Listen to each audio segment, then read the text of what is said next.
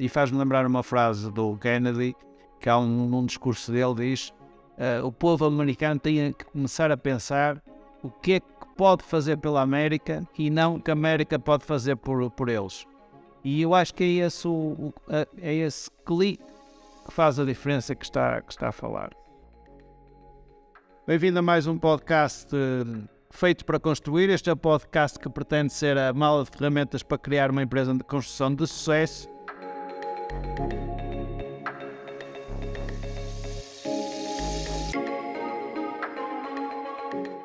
E hoje temos aqui um convidado muito especial, o arquiteto João Donato. Obrigado, arquiteto, pela presença e por estar aqui neste podcast. Obrigado pelo convite. É um prazer estar aqui convosco. Obrigado. Eu gostava que fizesse uma introdução do seu percurso até aos dias de hoje. Tivemos aqui uma conversa animada de outras áreas, também é importante. Então é assim, eu formei em arquitetura em 2007 pela Universidade de Lusíada, em Lisboa.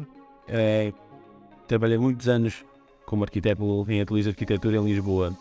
E em 2017 decidi ir para a construção, porque achava que a arquitetura, não só do ponto de vista da criatividade, mas percebi ao longo dos anos que gostava de materializar aquilo que eu desenhava muitas vezes. Então decidi ir para a construção com um sócio, e já estamos na área de construção há praticamente 6 anos, com uma empresa estável e estamos bem no mercado.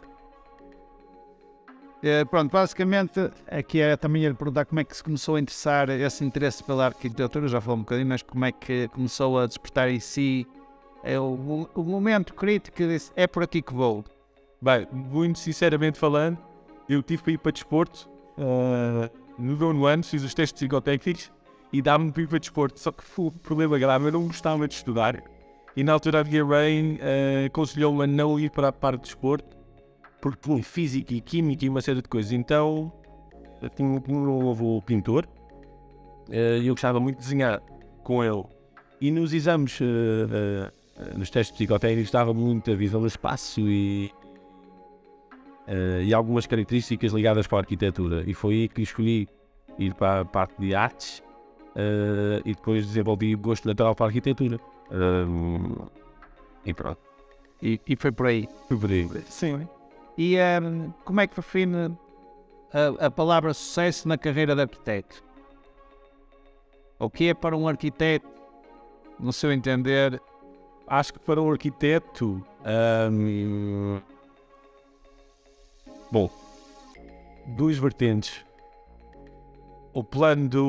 Primeiro um plano pessoal de concretização de algum sonho de alguém que quer ter um espaço, uma casa, um apartamento, o que é que seja, e potencializa no arquiteto alguém em que pode confiar e que pode desenhar qualquer coisa de surpreendente.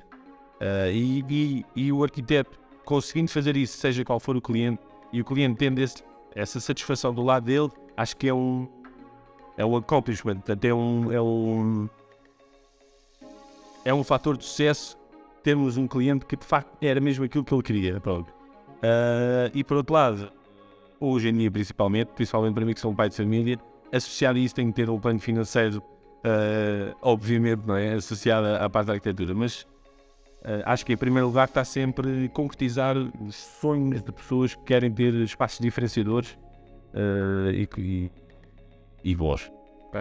Porque de facto depois no fundo é o sucesso, acaba por ser da obra, é o sucesso que o cliente que usufrui e desse projeto é depois passar essa informação para outras pessoas e nota-se desse sucesso quando se começa a fazer projetos sem grandes marketing e antes publicidades, isso passa de boca em boca e conseguimos ter trabalho, significa que criamos essa relação com o cliente e isso também é um fator de sucesso, acho que sim. E nesse processo, quais são as etapas que considera cruciais para conseguir fazer esse caminho? A relação com o cliente é fundamental e criar à vontade, porque eu sinto que há muitos clientes que mantêm sempre uma distância e eu acho que com o arquiteto é preciso ir mais longe, é preciso explicar as vivências da casa, é preciso explicar as vivências da família, é preciso as pessoas, os clientes neste caso, soltarem-se e explicarem como vivem. E isso muitas vezes é complicado, porque há pessoas reservadas e que não querem chegar a esse ponto. Mas, do ponto de vista do design, o grande desafio é esse, é perceber exatamente como é que se vive nessa casa, não é, desse cliente, para poder fazer um desenho que se adeque melhor àquele cliente, àquela pessoa em específico. Acho que é o maior desafio.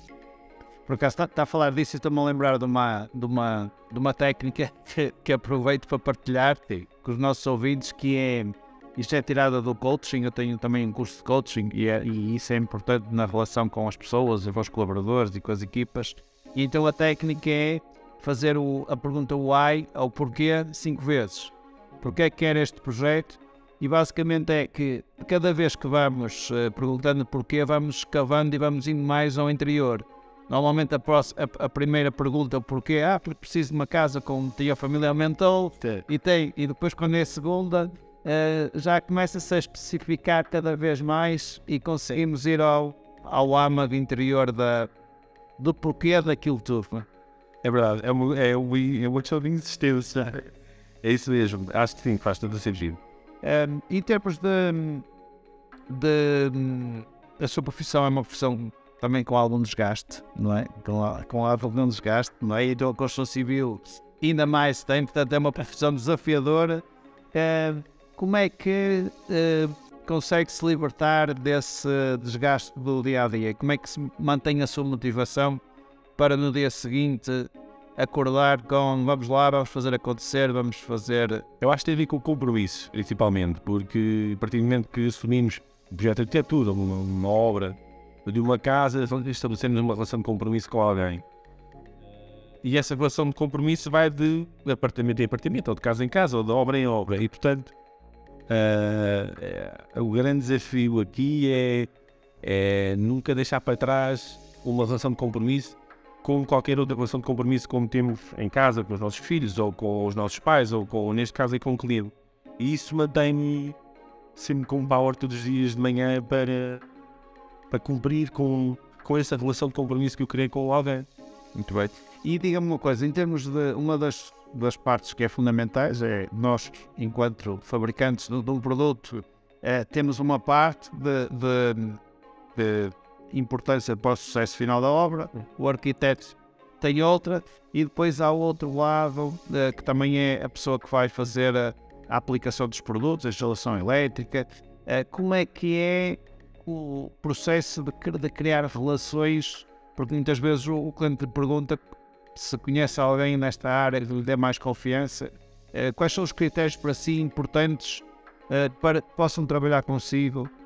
A principal para mim, todos os fornecedores que eu tenho e todas as parcerias que eu tenho com diversas empresas como convosco, tem a ver com o feedback momentâneo que eu preciso para poder dar resposta às coisas. Ou seja, mesmo que eu sinta que há determinados materiais que vão chegar atrasados ou que não estão disponíveis naquele momento, há determinados, seja o eletricista ou seja o vosso produto, por exemplo, da microcrédito, eu sei que naquele dia eu vou receber aquilo e eu consigo fidelizar com o cliente e explicar-lhe que, ok, posso não estar a cumprir com isto, mas eu sei que naquele dia vou ser cumpridor.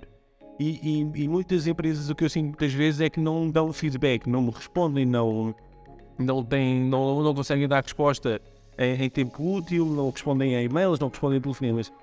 E eu acho que essa relação de proximidade que existe, por exemplo, entre nós, claramente assumida, não é? E com outras empresas com quem eu trabalho, é esse feedback rápido que eu tenho deles e que me faz comprometer com os clientes e dizer, não, isto nessa altura vai estar pronto, e conseguimos comprometer com prazos de obra e por aí fora.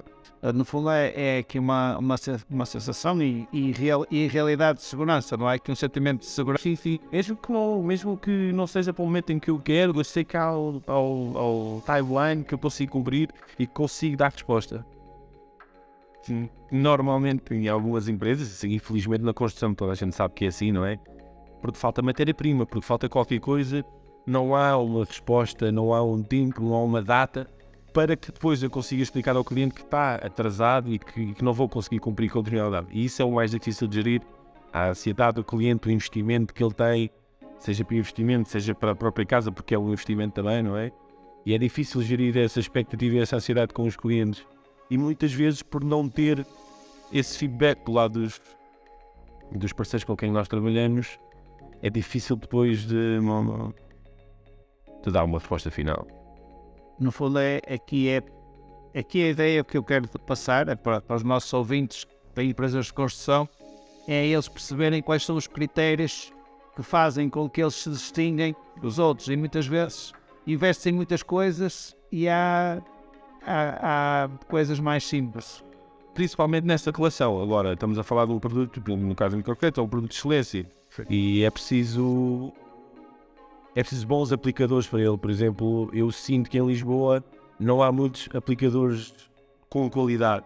Nós formamos um na nossa empresa, convosco, como sabem, e isso tem-nos ajudado a dar resposta a um produto que é bom, mas ao mesmo tempo a parte da aplicação é fundamental.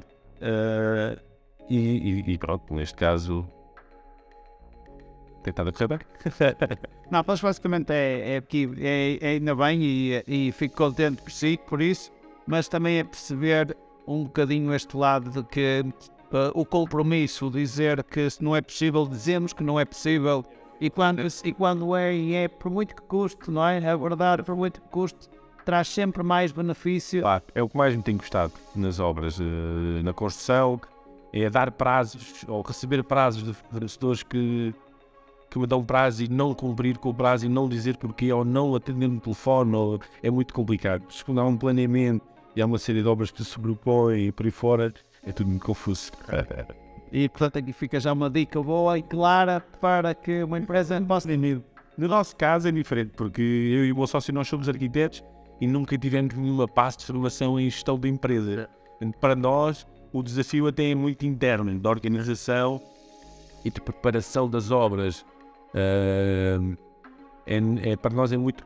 Eu aprendi a desenhar, a ser criativo, a instruir processos nas câmaras e por aí fora. Nunca ninguém me ensinou a gerir uma obra de 500 mil euros. Portanto, para nós o grande desafio interno até é mais interno do que muitas vezes externo à empresa. Há sempre estas como os soft skills, não é? Que nós temos, que a faculdade nos ensina e que depois a vida de trabalho nos põe perante deles, e não é? E nós temos que... Na maioria dos cursos é assim, e na arquitetura é igual. Na arquitetura, o curso de arquitetura foca muito no processo criativo, que faz todo o sentido, mas que pouca relação tem com a realidade. Existem, de facto, muitos ateliês de arquitetura em que se trabalha muito o processo criativo, mas como é que se instrui um processo numa Câmara Municipal, desde o licenciamento à comunicação, há tanta coisa, e há muito pouco ensinamento sobre isso. Até porque lá está, uma parte forte da componente do gabinete de arquitetura é a gestão de obra, ou fiscalização de obra. E portanto, gostava de dizer é que nessa lá... E a relação com a Câmara, como é que se consegue trabalhar, como é que se consegue apressar, como é que se consegue ter uma boa relação com quem vai aprovar o projeto. Eu perceber que está escrito nem sempre não é só isso, não consegue-se. Tem várias interpretações. Isso é mais um desafio para ajudar a aumentar o stress. Aquilo que eu queria perguntar é quando é que percebeu que o microorçamento podia ter um papel importante nos seus projetos? O microorçamento tem uma coisa muito interessante, que eu acho que é diferenciador em relação aos outros materiais, é que é um material que é plástico, ou seja, é um material que parece que tem vida. Pelo tipo de acabamento que não é uma coisa homogénea. E antigamente usava-se muito o tão afagado, não é? Como a mesma imagem, muitas vezes, principalmente na escala de cinzas, não é? Que também são cores fortes, não é? E o microcimento acaba por ser um material,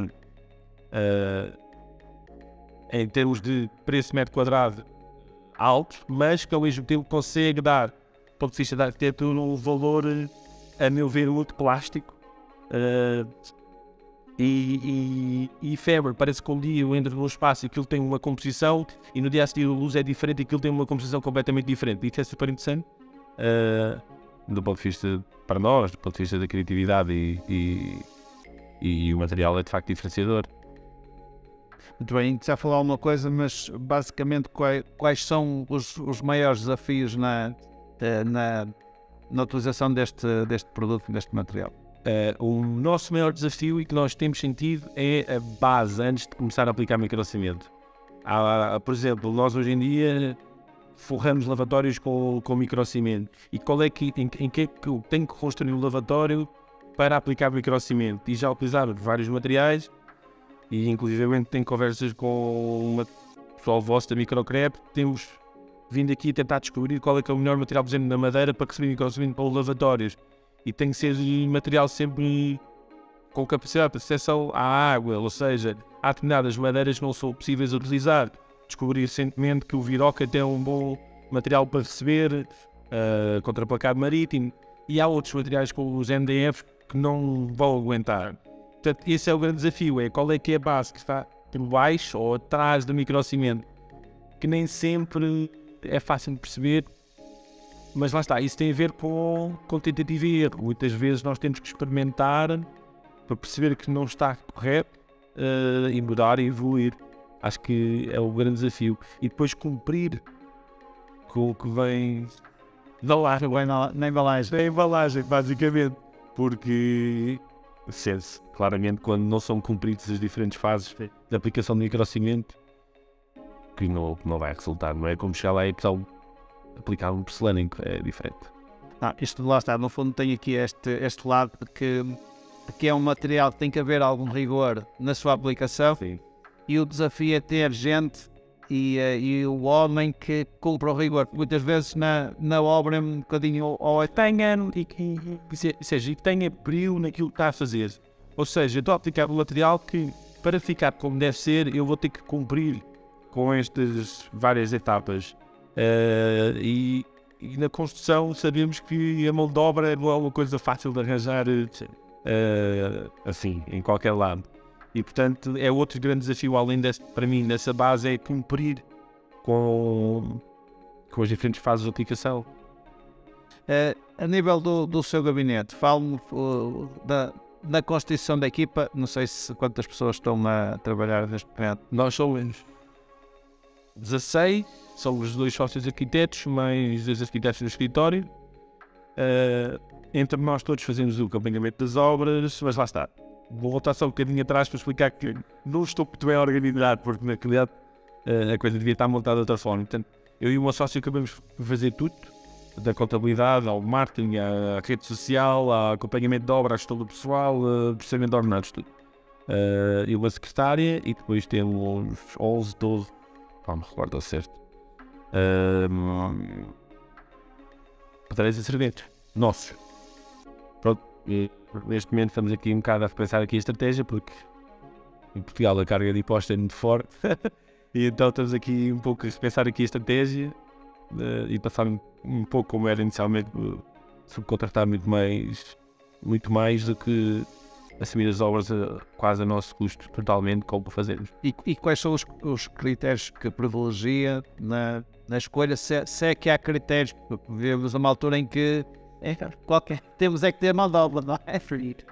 Mas mesmo assim, quais são os critérios que para si é importante, e percebendo as pessoas que têm mais competentes na empresa? Os nossos empregados mais competentes, há uma clara diferença. Eu não vou estar a dizer mal de outros empregados, como é óbvio, não faz evitar a fazê-lo. Mas os nossos melhores são aqueles que trabalham todos os dias às 7 às 8 da noite, ganham para isso, ganham um bom dinheiro, são assíduos, respondem, vão trabalhar. O mais difícil é a malta que não aparece e que não diz nada, e que mesmo com contratos de trabalho é muito complicado. As obras é muito complicado. Nós apostamos naqueles que sentem a empresa, basicamente. E temos uns homens fortes, muito fortes, a trabalhar connosco. Poucos portugueses, o que para nós é pena, porque gostávamos de ter aqui mão de obra, mas também sentimos que a mão de obra portuguesa de qualidade também não está cá, muita está no estrangeiro, foi-se embora em 2008, 2009, o tempo do FMI, não exatamente, foi tudo embora e, portanto, não voltaram mais, porque, de facto, no estrangeiro as condições são outras. Mas o grande desafio ou neste caso, o que nós queremos é homens competentes e que ganhem bem e que justifique, e temos vários que justificam aquilo que eles dão à empresa.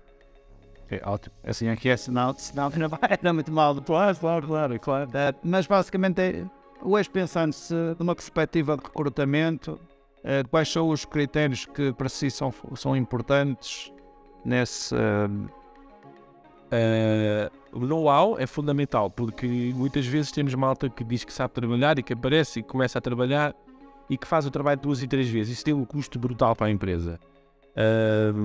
Nós hoje em dia testamos o pessoal que vai chegando, damos contratos pequenos de um mês, à experiência, e temos essa malta a trabalhar em determinadas coisas que eles dizem que são bons a trabalhar. Cumpridor, assíduo, chegar a horas, basicamente não arranjar por ninguém.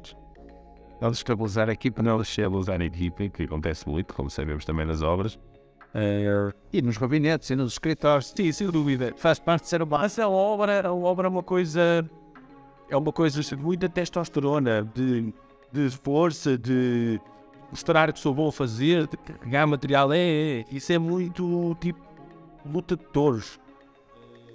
E é difícil de gerir isso nos homens. Mas é mais um desafio. E pronto, e é isso. Ainda bem que tem essa formação básica, liderar equipas de futebol, portanto já sabe. Sim, não é fácil, mas a gestão do ego de cada um é uma coisa muito complicada de gerir. Gerir pessoas é muito complicado. E como é que costuma técnicas utiliza para... Epá, eu sou muito tranquilo e rapidamente tento perceber o que é que cada um pensa. E aquilo que cada um pensa, se disser de uma forma justa, educada e sem comprometer ninguém, está tudo bem. Portanto, rapidamente chegamos ali a um consenso ou um acordo. A malta que só pensa nele ou que não o vê, lá está, ligado ao futebol, que o propósito de eu estar aqui a trabalhar é sempre para o coletivo, é sempre para todos, porque o facto de eu estar a trabalhar para alguém não significa que eu esteja a dar dinheiro a alguém. Não, eu estou a dar dinheiro a mim. Quanto melhor eu fizer, mais eu vou ganhar. E é difícil para mim das pessoas, em todas as áreas, entender que quando estão com a empresa e que vão receber frutos disso. Portanto, eu rapidamente tento chegar ali a um consenso, juntar a malta, tipo, só faltava dar os braços. E se calhar é uma ideia para o futuro. Da rocha da dela. Mas por acaso isso faz-me lembrar, é uma coisa que eu falo muito aqui também na empresa, e faz-me lembrar uma frase do Kennedy, que há num discurso dele diz: o povo americano tem que começar a pensar o que é que pode fazer pela América e não o que a América pode fazer por eles. E eu acho que é esse clique que faz a diferença que está a falar. E principalmente eu acho que hoje em dia, os empresários de hoje em dia, mais jovens, não é? Considero-me jovem ainda, sou empresário, mas considero-me jovem. Eu durante uns anos não sentia que os patrões antigamente eram diferentes. Eu sinto que hoje em dia, sei lá, eu estagiei a zero, durante o ano não recebi nada. Eu tive que trabalhar num turno para ter o meu primeiro ordenado. E eu sinto que hoje em dia, os patrões de hoje em dia estão disponíveis para pagar mas desde que sintam que essa pessoa, que esse trabalhador está com a empresa e sente a empresa para que as coisas evoluam. Se der, vai receber seguramente. Portanto, eu acho que há aqui uma diferença entre geracional, talvez. Até porque há aquele lado, não é? Se nós temos alguém que entrega valor e que é de facto uma mais-valia, portanto, é normal as empresas acompanharem e perceberem isso. E essa força e esse entendimento muitas vezes é diferente, mas penso que é muito mindset, não é? Há pessoal que acha sempre que aquele velho patrão, né, explorador, isto está aqui a tirar de nós, está a tirar, está-nos a roubar sempre. E isso tem que ser mudado. Claro. Que se a empresa crescer, se a empresa florescer, vai haver mais para distribuir, vai haver prémios para passar e no fundo já vi que também é isso, e eu acho que esta carga do desporto ajuda-nos isso. Sim.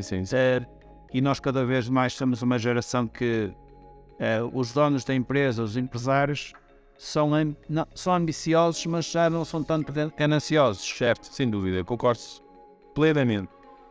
Mas é difícil ter esse mindset no pessoal, porque ou as pessoas têm, e se de facto querem fazer, é muito complicado passar essa mensagem. Acho que é uma coisa que tem que estar intrínseca, como falávamos há bocado no futebol. O jogador que tem uma atitude competitiva, técnica ou taticamente, ele vai chegar lá mais tarde ou mais cedo, mas tem uma atitude competitiva diferenciadora, vai ter sempre sucesso. E isso passa muito mesmo nas empresas. É essa atitude competitiva que eu vou dar, mas eu sei que eu vou receber. E eu acho que essa parte geracional que eu estava a dizer, hoje em dia, acho que há uma relação para já muito mais próxima entre patrão e empregado. Pelo menos eu senti isso na minha empresa. E em algumas empresas, alguns amigos meus, há muito mais proximidade. E pronto, é isso. Assim, só para terminarmos, lembra-se de uma algo caricato, engraçado, de obra que há muitas, não é? Eu qualquer dia que às vezes tenho que começar a ajudar as pessoas para que sempre que vejo aqueles aqueles programas que fazem com os jogadores de balneário de futebol, penso, pá, isto nas obras é que era, isto nas obras é que ia ser engraçado. Lembra-se assim de alguma situação? Agora de repente se isto que foi à queima-roupa. Alguma situação caricata.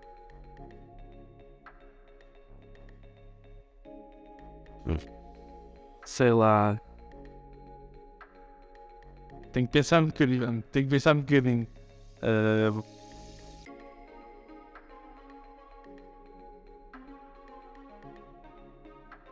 É que não depende, não sabe das taxas que estou. Peço imensa desculpa. Mas eu posso, uma questão-me a lembrar que nós estávamos a fazer uma aplicação de microorçamento no Algarve, e depois o microorçamento tem este lado que muitas vezes as pessoas querem, porque vêm nas revistas e depois não sabem muito bem o que é.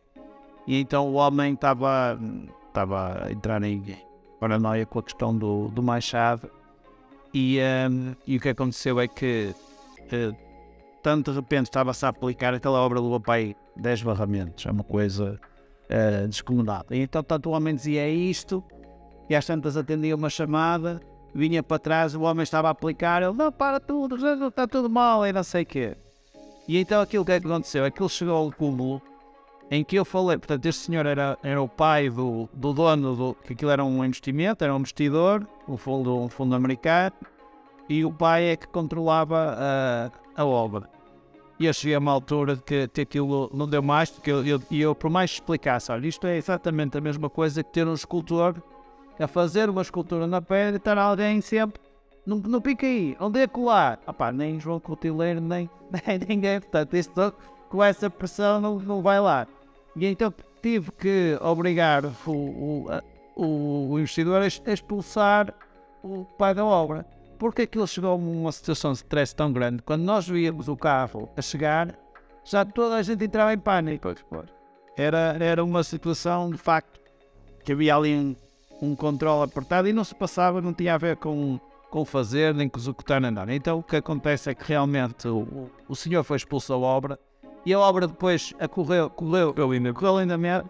Claro que nós não estávamos à espera do Roberto Samedeira, que é alguém que foi expulso da obra, tinha que chegar lá e depois criticar. Portanto, mas foi a forma, é uma história engraçada. Sim, mas isso acontece, não me lembro de uma história muito específica, mas acontece com muitos clientes que pouco não têm informação, pouco sabem de obra e de projeto, de arquitetura e de acabamentos, e metem em causa coisas que não fazem a mínima ideia do que é que está a acontecer e que não percebem o processo de fazer as coisas. Isso acontece com muita frequência. Eu estava a lembrar agora também de uma colega sua que dizia com muita piada que isto tem mal de anedota, mas que acontece e que é real. Que o cliente chega à obra e diz ao seu arquiteto, olha, esta tomada está aqui, quero que mude para 3 metros. e passado uma semana chega lá e vê tudo esburacado, tudo partido e a tomada ainda não está lá. E a pessoa insurge, como é que é possível? Eles são incompetentes. Ele, é só passar daqui para lá. E depois, mas isto assim, em AutoCAD era fácil. É isso. Em obra é todo um cenário, não é? Que é preciso coordenar. Eu digo a muitos colegas meus que a obra não é um desenho de AutoCAD. Até é normal que haja coisas que estão um bocadinho tortas e para a luz indireta, às vezes no acabamento do estudo, que é uma coisa difícil de controlar. Há muitas coisas que são difíceis de controlar e uma coisa é o papel, onde outra coisa é a realidade, é a escala. Há muitas coisas que são difíceis de controlar para a mão humana de aplicação, sem ser sempre difícil de ficar. Pronto, e estas coisas, e às vezes numa pequena coisa está envolvida 3, 4 especialidades e é preciso coordená-los todos, que eles estejam disponíveis e depois... Uma obra agora, sim. Eu estava a puxar que era para ver se explicava uma coisa. Eu tenho uns clientes chineses, estou a fazer uma apresentação em Cascais de uma moradia e eles vão pedir notas elétricas de mês a mês. Sim. Mês a mês eles querem alterações elétricas e quando as eletricidades foram fechadas há 6 meses e portanto vai de abrir até a calça outra vez, vai de ir ao par de elétricas a outra fechada para levar luz a um sítio que não ia ter luz inicialmente. É complicado. É isso. Finalmente, assim, já para terminar, em modo de fim, qual era o conselho que daria a jovens arquitetos que aspiram a ter uma carreira bem sucedida neste mundo? Aqui é o João dá um conselho ao João que está a começar a iniciar a carreira, que isto é que era bom nós termos... Eu falo por mim, eu não tive uma experiência internacional e gostava de ter tido. E essa dose de realidade de mundo lá fora de Portugal, não estou a criticar Portugal, somos fortíssimos na arquitetura, temos uma história de arquitetura fantástica e grandes arquitetos portugueses, mas eu acho que ir buscar lá fora know-how, principalmente ao nível das empresas e dos trabalhos que são feitos lá fora, com escalas completamente diferentes do que são feitos cá, pelo menos cá são feitos com uma escala muito pequenininha, há muito poucos arquitetos em Portugal a fazer trabalhos de grande escala. E lá fora é muito mais fácil fazer coisas grandes e trabalhar em escritórios grandes. E depois absorver esse conhecimento, esse know-how e chegar aqui a Portugal e tornarem-se empresários e terem empresas de sucesso. O meu conselho seria tirar o curso, ter cá 2, 3 anos de experiência para perceber a realidade, ir lá fora buscar conhecimento e depois vir para Portugal perder tudo. Com outra força. Muito bem. Obrigado, João. Foi um prazer tê-lo aqui connosco. Obrigado. Este foi mais um episódio do Feitos para Construir. Espero que tenham gostado e esperamos vocês no próximo episódio. Muito obrigado.